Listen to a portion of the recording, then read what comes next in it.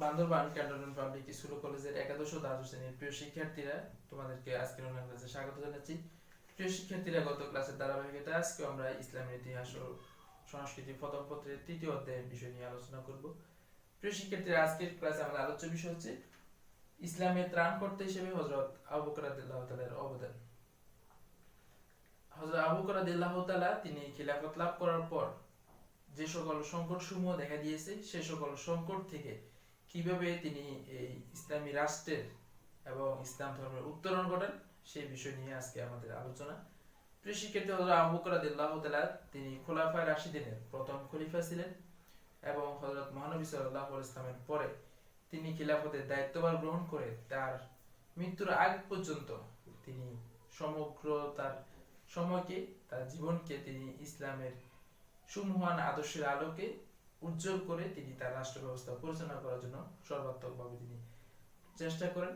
হযরত আবু বকর রাদিয়াল্লাহু তাআলা তার চারিত্রিক গুণাবলী সম্পর্কে যদি আমরা বলতে যাই, একজন মানুষের মধ্যে যে সকল সৎ এবং ভালো গুণাবলীগুলো থাকা প্রয়োজন, সত্যবাদিতা, সত্যের প্রতি নিষ্ঠা, আড়ম্বরহীনতা, তার চারিত্রিক মাধুর্য, অপরকে সহায়তা করা এবং ইসলামের জ্ঞানে নিজেকে সমৃদ্ধ করা, এক কথায় যদি আমরা বলতে যাই, একজন মানুষের মধ্যে যে সকল সৎ গুণাবলীগুলো থাকার প্রয়োজন সবগুলাই হযরত আবু বকর রাদিয়াল্লাহু তাআলার চরিত্রের মধ্যে ছিল। এবং তৎকালীন সময়ে আরব সমাজে যে সকল লোকেরা শিক্ষিত ছিলেন, তার মধ্যে হযরত আবু বকর রাদিয়াল্লাহু তাআলা একজন অন্যতম ব্যক্তি ছিলেন এবং তিনি একজন নুসাব ছিলেন। তৎকালীন সময়ে আরব সমাজে তাদের যে বংশধারা, সেই বংশধারা সম্পর্কে তিনি অভিজ্ঞ ছিলেন, যাকে নুসাব বা কুলজি বিশারদ বলা হতো। হযরত আবু বকর রাদিয়াল্লাহু তাআলা একজন কুলজি বিশারদ ছিলেন। এভাবে তার চারিত্রিক দৃঢ়তার মাধ্যমে এবং তার চারিত্রিক প্রভাবের কারণে তিনি ইসলাম ধর্ম গ্রহণ করার আগে যেভাবে আরব সমাজে মক্কার লোকদের কাছে তিনি সম্মানিত ছিলেন, একইভাবে তিনি ইসলাম ধর্ম গ্রহণ করার পরেও তার এই সকল চারিত্রিক গুণাবলীর কারণে, তার সৎ গুণাবলীর কারণে তিনি লোকদের কাছে সমানভাবে গ্রহণযোগ্যতা অর্জন করেন। হযরত আবু বকর রাদিয়াল্লাহু তাআলা তাকে, তার চরিত্র ছিল মহানবীর চরিত্রের পূর্ণাঙ্গ প্রকাশ। হযরত মহানবী সাল্লাল্লাহু আলাইহি ওয়াসাল্লাম যেভাবে তিনি একজন আল্লাহর রাসূল হিসেবে, সর্বশ্রেষ্ঠ মানুষ হিসেবে তার জীবন যেভাবে পরিচালিত হয়েছিল, হুবহু হযরত আবু বকর রাদিয়াল্লাহু তাআলার চরিত্রের মধ্যে সে সকল গুণের, সে সকল বিষয়ের পুরোপুরি রূপ প্রকাশিত হয় হযরত আবু বকর রাদিয়াল্লাহু তাআলার চরিত্রের মাধ্যমে। হযরত আবু বকর রাদিয়াল্লাহু তাআলা তিনি খিলাফতের দায়িত্বভার গ্রহণ করে তিনি হযরত মহানবী সাল্লাল্লাহু আলাইহি ওয়াসাল্লামের দেখানো পথে তাকে অনুসরণ করে তিনি ইসলামী রাষ্ট্র ব্যবস্থা পরিচালনা করেন এবং সেই ইসলামী রাষ্ট্র ব্যবস্থা পরিচালনা করতে গিয়ে তিনি বিন্দু মাত্র কোনো বিষয়ে শৈথিল্য তিনি প্রদর্শন করেনি। যখন হযরত আবু বকর রাদিয়াল্লাহু তাআলা তিনি খিলাফতের দায়িত্বভার গ্রহণ করেন, তিনি যখন সিরিয়াতে উসামা ইবনে যায়েদের নেতৃত্বে সেখানে অভিযান পাঠাচ্ছিলেন, তখন অনেক বিখ্যাত সাহাবারা, বিশেষ করে ওমর ফারুক রাদিয়াল্লাহু তাআলার মতো সাহাবারা সেখানে উসামা ইবনে যায়েদকে না পাঠিয়ে অন্য কাউকে সেখানে পাঠানোর জন্য তাকে অনুরোধ করেন। কিন্তু হযরত আবু বকর রাদিয়াল্লাহু তাআলা তিনি বলেন, যাকে হযরত মহানবী সাল্লাল্লাহু আলাইহি ওয়াসাল্লাম এই যুদ্ধে সেনাপতি নিয়োগ করেছেন, আমি আবু বকর কিভাবে তাকে আমি সেখানে পরিবর্তন করে দিতে পারি। এভাবে হযরত মহানবী সাল্লাল্লাহু আলাইহি ওয়াসাল্লামের দেখানো প্রত্যেকটি পথ হযরত আবু বকর রাদিয়াল্লাহু তাআলা তিনি পূর্ণাঙ্গভাবে অনুসরণ করেন এবং হযরত মহানবী সাল্লাল্লাহু আলাইহি ওয়াসাল্লাম বলেছেন, আমি যদি আল্লাহ ছাড়া আর কাউ যদি বন্ধু বলতাম, সে হচ্ছে হযরত আবু বকর রাদিয়াল্লাহু তাআলা। এবং হযরত মহানবী সাল্লাল্লাহু আলাইহি ওয়াসাল্লামের জীবনের প্রত্যেকটি ক্ষেত্রে হযরত আবু বকর রাদিয়াল্লাহু তাআলার সাহচর্য ছিল। বিশেষ করে যখন হযরত মহানবী সাল্লাল্লাহু আলাইহি ওয়াসাল্লামকে যখন কুরাইশরা হত্যা করার জন্য সিদ্ধান্ত নিল, তখন তিনি মদিনাতে হিজরত করেন। সেই মদিনাতে হিজরতের সময় হযরত আবু বকর রাদিয়াল্লাহু তাআলাকে তিনি সাথে রেখেছেন এবং হযরত মহানবী সাল্লাল্লাহু আলাইহি ওয়াসাল্লাম হযরত আবু বকর রাদিয়াল্লাহু তাআলাকে এত বেশি পছন্দ করতেন যে হযরত আবু বকর রাদিয়াল্লাহু তাআলার ইমামতিতে হযরত মহানবী সাল্লাল্লাহু আলাইহি ওয়াসাল্লাম সালাত আদায় করেন। এই জন্য হযরত আবু বকর রাদিয়াল্লাহু তাআলার চরিত্রকে মহানবী চরিত্রের পূর্ণাঙ্গ প্রকাশ বলা হয়। হযরত আবু বকর রাদিয়াল্লাহু তাআলা তার দুইটা উপাধি আছে, একটি হচ্ছে সিদ্দিক, সিদ্দিক শব্দের অর্থ সত্যবাদী। হযরত আবু বকর রাদিয়াল্লাহু তাআলা তিনি সর্বপ্রথম হযরত মহানবী সাল্লাল্লাহু আলাইহি ওয়াসাল্লামের যে মিরাজের ঘটনা, সেই মিরাজের ঘটনাতে তিনি ঈমান আনেন। এইজন্য তাকে হযরত মুহাম্মদ সাল্লাল্লাহু আলাইহি ওয়াসাল্লাম সিদ্দিক উপাধি দিয়েছেন। এবং হযরত আবু বকর রাদিয়াল্লাহু তাআলা তিনি ব্যক্তি জীবনে একজন কাপড়ের ব্যবসায়ী ছিলেন এবং ধনী ছিলেন এবং তিনি তার এই ধন সম্পদ তিনি ইসলাম প্রচার এবং প্রসারের কাজে তিনি অগাধর চিত্তে সেগুলো তিনি খরচ করেন। এইজন্য হযরত আবু বকর রাদিয়াল্লাহু তাআলা আরেকটি উপাধি হচ্ছে আতিক, আতিক শব্দের অর্থ দানশীল। হযরত আবু বকর রাদিয়াল্লাহু তাআলা তার এই অর্থ তিনি হযরত বিলাল রাদিয়াল্লাহু তাআলা সহ তিনি প্রায় 7 জনকে তিনি দাসত্ব থেকে মুক্ত করে দেন এবং প্রত্যেকটি যুদ্ধে হযরত আবু বকর রাদিয়াল্লাহু তাআলা তিনি স্বয়ং অংশগ্রহণ করেন এবং তার সর্বোচ্চ দিয়ে তিনি সেই যুদ্ধে আর্থিকভাবে সহযোগিতা করেন। হযরত আবু বকর রাদিয়াল্লাহু তাআলার চারিত্রিক দৃঢ়তা, হযরত আবু বকর রাদিয়াল্লাহু তাআলার চারিত্রিক যে দৃঢ়তা সেটি আমরা তার অসংখ্য আমরা ঘটনার মধ্যে সেটা দেখতে পাই। যখন হযরত আবু বকর রাদিয়াল্লাহু তাআলা কাবস এবং জুবিয়ান গোত্র তারা যাকাত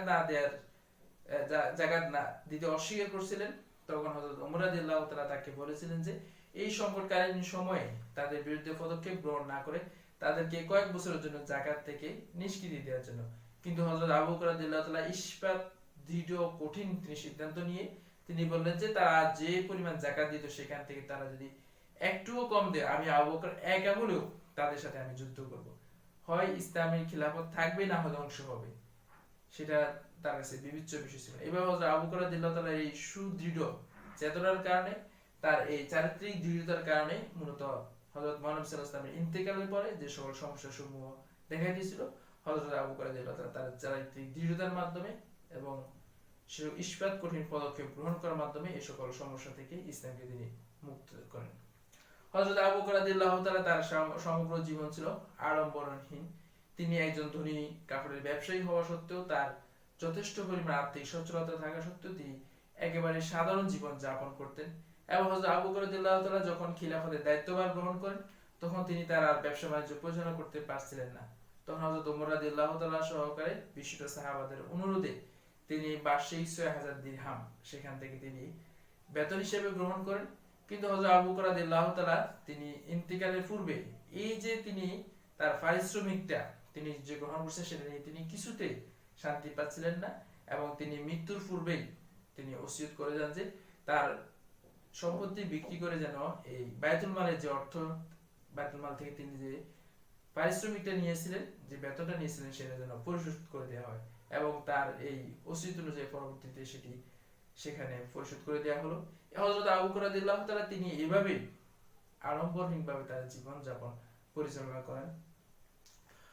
প্রাক খিলাফত ইসলামের সেবা, হযরত আবু বকর রাদিয়াল্লাহু তাআলা ইসলামের এই যে খিলাফত লাভ করার আগে তিনি যে সকল কাজসমূহ তিনি করেছিলেন, যে সকল সেবাসমূহ তিনি ইসলামের জন্য দিয়েছিলেন, তার মধ্যে অন্যতম হচ্ছে যে তার ইসলাম ধর্ম গ্রহণ। এবং তিনি ইসলাম ধর্ম গ্রহণ করার কারণে সেখানে মক্কার সমাজে একটি পরিবর্তিত রূপ দেখা যায় এবং তার প্রভাবের কারণে, তার সচ্চরিত্রের কারণে অনেক লোকজন ইসলাম ধর্ম গ্রহণ করে। এবং হযরত আবু বকর রাদিয়াল্লাহু তাআলা ছিলেন বয়োজ্যেষ্ঠ ব্যক্তিদের মধ্যে প্রথম ইসলামের দাওয়াত গ্রহণকারী। হযরত আবু বকর রাদিয়াল্লাহু তাআলা তিনি ইসলামের ইতিহাসে যে সকল যুদ্ধসমূহ সংঘটিত হয়েছে, বদর, উহুদের যুদ্ধ, খন্দকের যুদ্ধ, হুদায়বিয়া সন্ধি, বিদায় হজ, প্রত্যেকটি ক্ষেত্রে তার অংশগ্রহণ ছিল এবং প্রত্যেকটি ক্ষেত্রে তিনি আর্থিকভাবে সেখানে তিনি অংশগ্রহণ করেন। এবং হযরত আবু বকর রাদিয়াল্লাহু তাআলা হযরত মুহাম্মদ সাল্লাল্লাহু আলাইহি ওয়াসাল্লামের জীবনের সর্বশেষ যে যুদ্ধ তাবুক যুদ্ধ, সেই তাবুক যুদ্ধে তিনি তার সম্পূর্ণ সম্পত্তি ইসলামের জন্য তিনি সেখানে তিনি দিয়ে দেন। এভাবে হযরত আবু বকর রাদিয়াল্লাহু তাআলা তিনি ইসলামের প্রচার এবং প্রসারের ক্ষেত্রে সম্পূর্ণভাবে একনিষ্ঠভাবে তিনি সেখানে অংশগ্রহণ করেন। এবং যখন মুসলমানরা মক্কা থেকে মদিনাতে হিজরত করেন, সেখানে মদিনা মসজিদ কেনার জন্য হযরত আবু বকর রাদিয়াল্লাহু তাআলা সেখানে অর্থ ব্যয় করেন এবং অনেক সাহাবাদেরকে তিনি দাসত্ব থেকে মুক্ত করে তাদেরকে স্বাভাবিক জীবনযাপন পরিচালনা করতে তিনি সহযোগিতা করেন।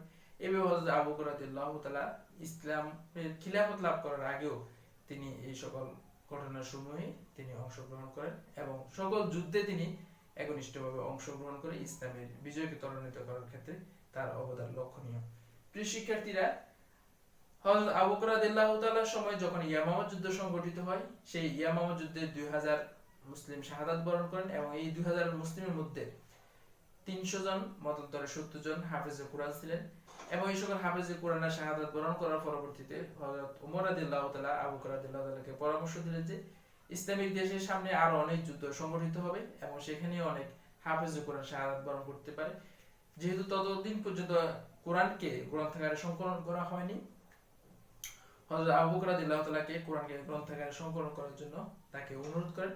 পরবর্তীতে হযরত আবু বকর রাদিয়াল্লাহু তাআলা এই বিষয়টি চিন্তা করে তিনি একজন বিখ্যাত সাহাবা যায়েদ ইবনে সাবেত যায়েদ ইবনে সাহাবাতের নেতৃত্বে 13 সদস্য বিশিষ্ট একটি কোরআন সংকলন কমিটি গঠন করে দেন এবং এই কোরআন সংকলন কমিটি বিভিন্ন জায়গায় যে কোরআনের আয়াতগুলো লিখিত ছিল সেগুলোকে একত্রিত করে আমরা বর্তমানে যে গ্রন্থাগারে কোরআনের সংকলন দেখি সেইভাবে গ্রন্থাগারে হিসেবে তিনি কোরআনকে সংকলন করতে সক্ষম হন। আর হযরত আবু বকর রাদিয়াল্লাহু তাআলা এই সৌভাগ্য অর্জন করেন। ইসলামের ত্রাণকর্তা হিসেবে হযরত আবু বকর রাদিয়াল্লাহু তাআলার অবদান। হযরত আবু বকর রাদিয়াল্লাহু তাআলাকে সেভিয়ার অফ ইসলাম বা ইসলামের ত্রাণকর্তা বলা হয়। ত্রাণকর্তা মানে মুক্তিদাতা। হযরত আবু বকর রাদিয়াল্লাহু তাআলা তিনি ইসলামের খিলাফত গ্রহণ করে যে সকল সমস্যা সমূহ দেখা দিয়েছিল এই সকল সমস্যাগুলো থেকে ইসলামকে তার সুদৃঢ় নেতৃত্বের মাধ্যমে, সুচিন্তিত নেতৃত্বের মাধ্যমে, তার কৌশলের মাধ্যমে তিনি ইসলামের সংকটসমূহ মোকাবিলা করে ইসলামকে একটি সুদৃঢ় ভিত্তির উপর প্রতিষ্ঠা করেন এবং মদিনা রাষ্ট্রকে সকল ধরনের সমস্যা থেকে তিনি মুক্ত করে মদিনা রাষ্ট্রের ভিত্তি প্রতিষ্ঠা করতে সক্ষম হন এবং যে ভিত্তির উপর দাঁড়িয়ে পরবর্তী সময় ইসলাম সমগ্র বিশ্বে একটি বৈশ্বিক ধর্ম হিসেবে আত্মপ্রকাশ করেন। আর সেই ভিত্তিমূলের প্রতিষ্ঠাতা হযরত আবু বকর রাদিয়াল্লাহু তাআলা, এই জন্য তাকে সেভিয়ার অফ ইসলাম বলা হয়।